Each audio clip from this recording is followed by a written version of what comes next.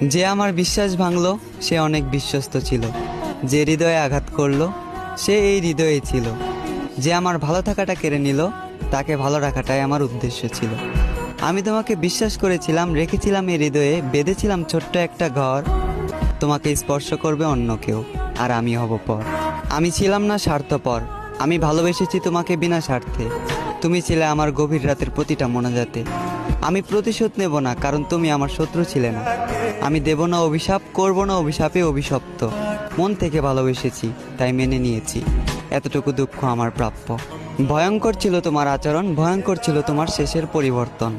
তুমি আমাকে নিয়ে খেলা করেছ, আর আমার ভালোবাসাটা ছিল তোমার কাছে পুতুল খেলার মতন, যে খেলায় তোমার হলো জিত আর আমার হলো মরণ।